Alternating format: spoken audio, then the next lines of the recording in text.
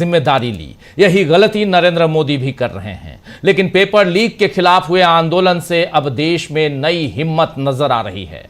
महाराष्ट्र, राजस्थान, बिहार, इन सब से वीडियो सामने आ रहे हैं जहां स्कूली बच्चे अपने हक के लिए उतर आए हैं। बिहार में स्कूल में पंखे, चापाकल ठीक न होने के चलते शिकायत बच्चों ने की, जिस पर एक छोटे अधिकारी को बात करने भेजा गया तो बच्चों ने कहा कि उन्हें सीधे डीएम से बात करनी है। और इसी तरह राजस्थान में स्कूल में शिक्षकों की कमी का मुद्दा बच्चों ने उठाया और इस समस्या को हल न करने की सूरत में सड़क बंद करने की चेतावनी दी। और उससे पहले इधर उत्तर प्रदेश के फतेहपुर में बच्चों ने आंदोलन कर डाला। बच्चों की डिमांड थी स्कूल में सर्वोदय इंटर विद्यालय, ये तस्वीर देखिए। बच्चों की डिमांड थी कि स्कूल में मध्याह्न भोजन, साफ सफाई, पंखे, बिजली, बच्चों के साइंस के टीचर, इन सब को लेकर जो वहां परेशानियां हैं इसका हल किया जाए और डीएम से नीचे हम बात नहीं करेंगे। बच्चों की ये तस्वीर आप देख रहे हैं, ये तस्वीर जेन जी की नहीं है बल्कि ये तस्वीर जेन अल्फा की है। आपको बता दूं कि 1997 से लेकर 2013 तक जो पैदा हुए बच्चे उनको जेन जी कहते हैं और 2014 से 2025 तक बच्चा जो पैदा हुआ है उसे जेन अल्फा कहते हैं। 2026 के बाद या 26 से और बाद में इस वक्त इस दौरान जो बच्चे पैदा हो रहे हैं ये जेन बीटा कहलाएंगे या कहला रहे हैं। तो ये जेन अल्फा हैं। ये 2013 के बाद पैदा हुए बच्चे जेन जी से भी आगे निकल रहे हैं, अपने स्कूल में प्रोटेस्ट कर रहे हैं। बिहार हो, राजस्थान हो या इधर उत्तर प्रदेश हो, तस्वीरें आप देख रहे हैं। इन तस्वीरों से बच्चा, एक स्कूली छात्र सर्वोदय इंटर स्कूल में क्या कह रहा है, जरा सुनिए। क्या नाम है आपका? मेरा नाम अंकुर सोनकर है। भाई साहब यहाँ हम लोग शुद्ध पानी नहीं है, पंखे से किरण आ रहा है, बच्चों को किरण मार रहा है और शौचालय कोई साफ सफाई नहीं, जर्जर आ रहा है। बच्चों को खाना में सही ढंग का मिलता नहीं और हम लोग सब लोग मिलकर धरना दिए तो सिस्टरों को कोई तरह आगे नहीं आने दे रहा, उनको रोक रहा। देखो हम सब चाहते हैं तो उनके ऊपर दबाव बना रहे हैं। खेल करने धमकी दी जा रही, प्रधानाचार्य करके। धमकी कौन दिया है? प्रधानाचार्य के उसमें इससे पहले आपने कहीं शिकायत की नहीं किया? हम इसके पहले 11 किए, अभी किया, कोई हमारी सुनाई नहीं हो। हमको फेल करने कोई बच्चा जाता है इंस्टीट्यूट करने अच्छा, मतलब फेल करने की धमकी देते थे? बिल्कुल, आप पूछ सकते हो। कोई बच्चा आप लोगों का बताइए क्या परेशानी है आपकी? मतलब सब लड़के संतुष्ट इस चीज लिए? कहीं पे आपने पहले शिकायत किया कि नहीं कि इसके बाद?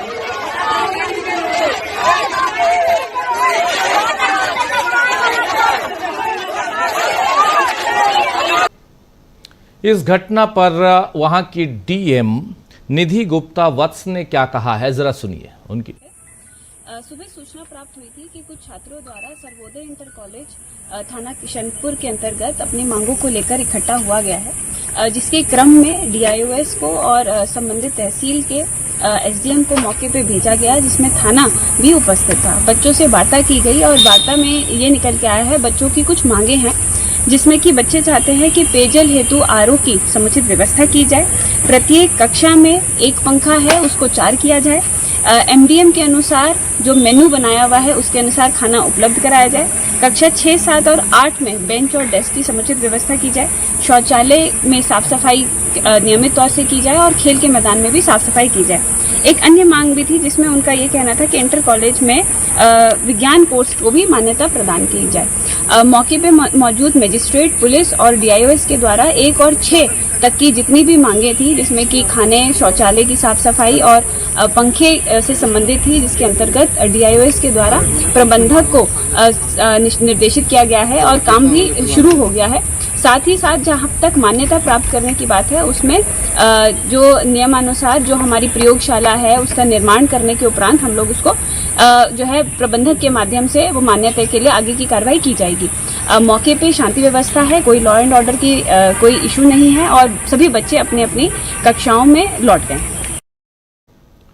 तो सुन रहे थे आप यहाँ पर निधि गुप्ता वत्स, जो वहाँ की डीएम है फतेहपुर की, वो ये किशनगंज थाना अंतर्गत आता है, सर्वोदय इंटर विद्यालय और सर्वोदय इंटर कॉलेज, और ये जो है इंटर तक का, और इसमें 6वीं से लेकर ऊपर तक के बच्चे, और इसमें 6वीं 7वीं 8वीं बेंच की दिक्कत, पंखे की दिक्कत, लाइट की दिक्कत, एमडीएम यानी मध्याह्न भोजन की दिक्कत, सारी गंदगी और शौचालय की दिक्कत, ये सब कुछ है। और इसीलिए बच्चे आंदोलित हो गए। बच्चों का आंदोलन यहाँ पर जो आप देख रहे हैं, ये जेन अल्फा और ये भी अपनी डिमांड पर यहां अड़े हुए हैं। यानी साफ है कि ये आंदोलन का ही असर है जो जंतर मंतर पर था, कि अब हर कोई, हर बच्चा अपने हक की आवाज उठा रहा है और कह रहा है कि हम हक मांग रहे हैं, भीख नहीं मांग रहे हैं।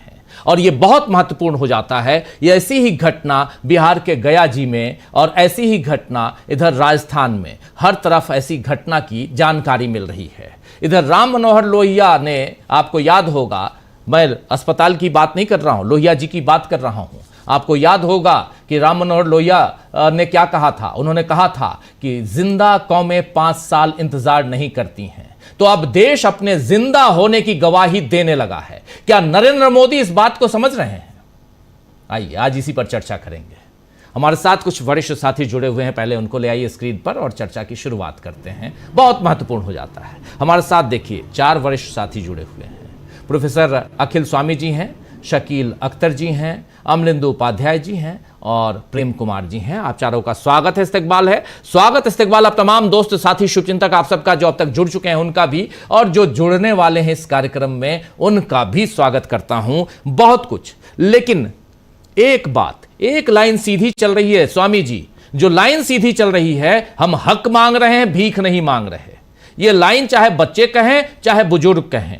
और अगर आप सोचते हैं कि भीख से और डरा धमका कर हम आपको, जैसे अभी अभिजीत दीपके ने क्या कहा कि मैं अमित शाह और नरेंद्र मोदी के ग्रैंडसन यानी पोते की उम्र के बराबर हूं, और हमें धमका रहे हैं, कह रहे हैं बीजेपी में शामिल हो जाओ वरना बहुत मुसीबत झेलोगे। तो ये जो धमकी है, ये धमकी चमकी की राजनीति आखिर कब तक चलेगी? और वैसे में ये इन बच्चों को देखिए, अब खबर ये आ रही है फतेहपुर से कि बच्चों के घर पर पुलिस वाले जा रहे हैं। ये खबर अभी थोड़ी देर पहले आई। पुलिस वाले बच्चों के घर जा रहे हैं, उनके पेरेंट्स को धमका रहे हैं, हक मांग रहे हैं, भीख नहीं, धमका रहे हैं। लेकिन पुलिस वाले क्या कहेंगे स्वामी जी? या आपके चैप्टर, आपका ही चैप्टर खुला हुआ है, क्योंकि आप तो खुद प्राध्यापक हैं, बच्चों के बीच आपका समय गुजरा है। स्वामी राजीव जी, मैं बहुत ज्यादा खुश हूं। मुझे बहुत ज्यादा खुशी है आज कि मेरे देश के बच्चे, क्योंकि जब मैं इस क्लास में था, 14-15 साल का था, शायद मेरे अंदर ये हिम्मत नहीं थी। मुझे 21 साल की उम्र से ये हिम्मत आनी शुरू हुई। लेकिन ये बच्चों से मैं बहुत खुश हूं, ये अपना हक मांग रहे हैं। मैं तो बच्चों से ये कहूंगा कि ये जो मध्याह्न भोजन होता है, क्योंकि मैं जीआईसी में पढ़ता था, तो हमारे यहाँ हम लोगों को दोपहर में ये भोजन मिलता था, लैया चना मिलता था, कभी केला मिलता था, कभी अमरूद मिलता था। तो देखिए, मानी बात है कि देश के अंदर, मैं आज एक न्यूट्रिशनिस्ट को सुन रहा था, वो ये कह रहे थे कि देश के अंदर इतनी मूर्खता हो रही है कि हमारे देश के अंदर 90% लोग ऐसा खाना खाते हैं जो कार्बोहाइड्रेट से भरा होता है, जिसके अंदर प्रोटीन नहीं होता, इसलिए हमारी हड्डियां कमजोर हो जाती हैं और वेट बढ़ जाता है। ये जो अंडा मिलना बहुत आवश्यक था, पहले हमारे मध्याह्न भोजन में बच्चों को अंडा मिलता था, उसको इन लोगों ने सनातन के नाम पे उसको बंद कर दिया। देखिए, बच्चों को उनके हक मिलने चाहिए। हर स्कूल के अंदर टॉयलेट्स होने चाहिए, स्वच्छ टॉयलेट होने चाहिए, खेल के मैदान होने चाहिए, खेल के टीचर होने चाहिए। और मानी बात है कि जो हमारी गुरु शिष्य परंपरा थी, जिसमें गुरु शिष्य को प्यार करता था और शिष्य गुरु की इज्जत करता था, ये नहीं चलेगा कि एक स्कूल के अंदर एक टीचर है और 500 स्टूडेंट्स हैं। अगर टीचर आया बहुत अच्छी बात है, नहीं टीचर आया तो मैं तो कहूंगा गांव वालों को भी, शहर वालों को भी स्कूल में और प्रिंसिपल से और डीएम साहिबा से मिलके और डीआईओएस से मिलके ये कहना चाहिए कि हमारे बच्चों का हक है। क्योंकि देखिए राजीव जी, मैं अध्यापन में जब था, मैं ये मानता था कि माता पिता ने अगर अपने बच्चों को हमारे स्कूल या कॉलेज या इंजीनियरिंग कॉलेज या एमबीए इंस्टीट्यूट से भेजा है, उन्होंने आकांक्षाओं के साथ अपने बच्चों को भेजा है। और हम अध्यापकों का ये कर्तव्य है कि उनकी जो एक हमारे ऊपर एक प्रकार की उन्होंने हमारे पर जिम्मेदारी दी है उसको हम लोग निर्वहन करें। तो देखिए, मैं तो राजीव जी बहुत ज्यादा खुश हूं। हमारे देश के युवा पूरे देश के युवाओं को, पूरे विश्व के युवाओं को एक दृष्टि दे रहे हैं कि we have to know as to what are our rights. और ये 14-15 साल के बच्चे और बच्चियां अगर अपना हक मांग रही हैं, और ये सरकार जो हेरा फेरी करती है, चाहे सरकार किसी की हो, चाहे बीजेपी की हो या कांग्रेस की हो, जो हेरा फेरी करती है कि जो धन का आवंटन होता है उसमें दाल तो वहां की जो टीचर्स हैं और प्रिंसिपल खा जाते हैं और पानी बच्चों को दे देते हैं, ये नहीं होना चाहिए। हमारी देश की युवा पीढ़ी को उनका पूरा खाद्यान्न मिलना चाहिए, उनको अच्छी न्यूट्रिशन मिलनी चाहिए और उनके स्वास्थ्य का ध्यान रखना चाहिए। देखिए, ये बात बिल्कुल सही है जो अभिजीत दीपिका ने कही। इसका मतलब ये है कि अभी तक जो राहुल गांधी कह रहे थे, जो कांग्रेस के लोग कह रहे थे, जितने लोग भी भारतीय जनता पार्टी में गए हैं वो इसी प्रकार के गए। देखिए, ये बात बिल्कुल पक्की है कि अगर आपके ऊपर कोई बहुत पैसे वाले हैं, आप पे ईडी का कोई केस है, अगर आपकी महत्वाकांक्षाएं बहुत ज्यादा हैं, तब तो देखिए भारतीय जनता पार्टी इस प्रकार से। तो अभिजीत दीपिका के साथ एक अच्छाई है कि अभी लड़का है और अपने भविष्य के बारे में चिंतित जो हो जाना चाहिए था उसके बावजूद उसने झुकने से इनकार कर दिया। और ये देखिए, अब एक रेखा भी उसने खींच दी है कि जो लोग भारतीय जनता पार्टी में जा रहे हैं या जाएंगे, वो केवल इसलिए जाएंगे कि उनको इस प्रकार की धमकी दी जाएगी और कि तुम्हारा जीवन बर्बाद कर देंगे और ईडी सीबीआई। और जिस प्रकार से आपने कहा कि फतेहपुर के अंदर स्कूल के बच्चों के घरों में पुलिस जा रही है, तो डीएम साहिबा से मैं निवेदन करता हूं, अगर आपका डीवी लाइव का कार्यक्रम वो देख रही हो, इस प्रकार का जो यहाँ पे किया गया था, जितेंद्र सिंह ने किया था और नड्डा ने किया था, बच्चों से कोई वार्ता की थी और उस पर आश्वासन दिया था और उसके बाद उससे फिर गए और बच्चों पे पुलिस कार्रवाई शुरू हो गई। डीएम साहिबा, आप एक आईएएस अधिकारी हैं, संविधान के प्रति आपका कर्तव्य है और आप भी बच्ची रही होंगी, आपने भी स्कूल में पढ़ाई की होगी, अपने बचपन को याद कीजिए और इन बच्चों के साथ अत्याचार मत कीजिए। और मैं घरों से जो माँ बाप हैं उनसे भी निवेदन करना चाहता हूं, अपने बच्चों का साथ दीजिएगा, छोटे लाभ और हानि को सोचते हुए झुक मत जाइएगा। आपके बच्चे राष्ट्रहित में काम कर रहे हैं, ये हमारा देश का भविष्य है। इन बच्चों पे जिस प्रकार से जेनजी के ऊपर अत्याचार हुआ है, ये लोग ऐसे निरंकुश लोग हैं, ऐसे राक्षस और दैत्य लोग हैं जो छोटे छोटे बच्चों को भी नहीं छोड़ेंगे। लेकिन ये हमारा कर्तव्य है, हम परिवार के बड़े लोगों का कर्तव्य है, पूरे परिवार का कर्तव्य है कि अपने छोटे छोटे बच्चे जो अपने हक के लिए लड़ रहे हैं उनके साथ खड़े हों, एकजुट होकर खड़े हों, इनकी हिम्मत बढ़ाएं और ये अपनी जो इनकी अच्छी जो सही चीजें हैं उनको लेने के लिए बड़े लोगों से बात करें। और जैसे डीएम साहब ने कहा कि वार्ता हो गई है, समझौते हो गए हैं, तो समझौते पे पालन करें और बच्चों के घर पे पुलिस भेजकर इस प्रकार का पूरे विश्व को मैसेज न दे कि भारत एक लोकतांत्रिक देश नहीं रह गया है, ये नॉर्थ कोरिया और चीन बन गया है। तो डीएम साहिबा, आपसे मैं निवेदन करता हूं, बड़ी ब्यूरोक्रेट है, डीएम है, तो आपसे निवेदन करता हूं, बच्चों से सहानुभूति रखिए।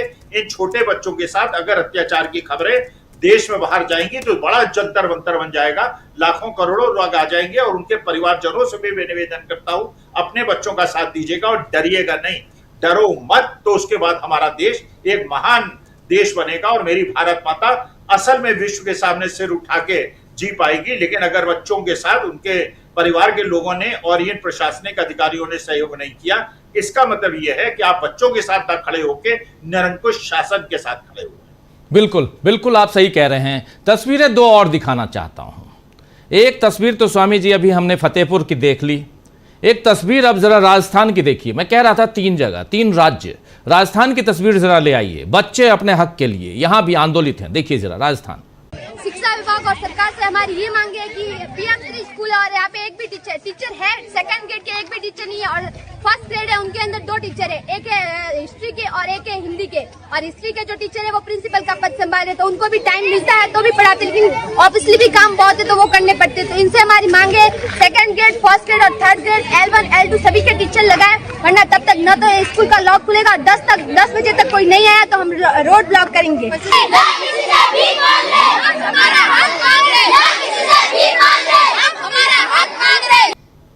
ये हम हमारा हक मांग रहे हैं, ये बच्चे देखिए, ये बच्चे हैं। स्वामी जी एक और दिखाता हूं, जरा तस्वीर ले आइए, फिर आपके पास आता हूं। ये तस्वीर, ये गया जी बिहार की तस्वीर, जरा इसको भी फुल स्क्रीन ले आइए। बच्चे यहाँ पे ये बच्चे हैं, ये देख लीजिए, ये है बिहार और उससे पहले राजस्थान, और उस बच्ची को आपने देखा, राजस्थान वाले बच्ची को, हम हमारा हक मांग रहे हैं। तो ले आइए स्वामी जी को, ले आइए स्क्रीन पर। जी स्वामी जी। देखिए राजीव जी, मैं भी ऐसे ही GIC में पढ़ा हूँ, ऐसे ही स्कूल में पढ़ा हूँ, चटाई में बैठ के पढ़ा हूँ, तख्ती में बैठ के पढ़ा हूँ, और आज मैं इतना गौरवान्वित हूँ और इन बच्चों को आशीर्वाद देता हूँ और ये कहता हूँ कि बच्चों ऐसे ही अपने जीवन में साहस पूर्वक आगे बढ़ो, अपने हक मांगो, जो तुम्हारे कर्तव्य हैं उनको भी पूरा करो, अपने हक जो है उनको भी लो। और अगर तुम्हारे टीचर्स तुमको न पढ़ाएं और तुमको टेकन फॉर ग्रांटेड लें और तुम्हारे शिक्षा न दें और धमकाने का प्रयास करें, तो सारे बच्चे सामूहिक रूप से, क्योंकि मैं जब यूनिवर्सिटी में मैंने पढ़ाया है, अपने बच्चों को हमेशा कहा है, टीचर्स के सामने भी कहा है, टीचर से डरो मत, टीचर्स तुम्हारे अभिभावक हैं और ज्ञान का यहाँ पे जो अर्जित करने तुम आए हो, इन टीचर्स का कर्तव्य है कि तुम्हें पढ़ाए और तुम्हारे प्रश्नों का जवाब दे। अगर ये प्रश्नों का जवाब न दे पाए तो मुझे क्लास में बुलाओ, मैं तुम्हारे प्रश्नों का जवाब दूंगा, तुम्हारी जिज्ञासाओं को शांत करूंगा। लेकिन अपने देश के भविष्य के लिए ये छोटे छोटे बच्चों को राजीव जी आपके माध्यम से मैं निवेदन करता हूं, आशीर्वाद देता हूं और ये कहता हूं कि हमारी ये वीडियो सारे स्कूल के अंदर भेज दी जाए, ये बच्चे देखें और साहस पूर्वक आगे बढ़े। जी बिल्कुल बिल्कुल। ये तस्वीर आप गया जी की तस्वीर देख रहे हैं, बिहार के, पहले गया कहते थे अब गया जी कहते हैं, गया जी की तस्वीर है। और इससे पहले आप राजस्थान की तस्वीर देख रहे थे और उससे पहले आप उत्तर प्रदेश में फतेहपुर की तस्वीर देख रहे थे। बच्चों की तस्वीरें दिखा रहा हूं, ये जेन जी नहीं, जेन अल्फा है, जनरेशन अल्फा, उसकी तस्वीर। हमारे साथ प्रशांत टंडन जी भी जुड़ गए हैं। प्रशांत जी, आपका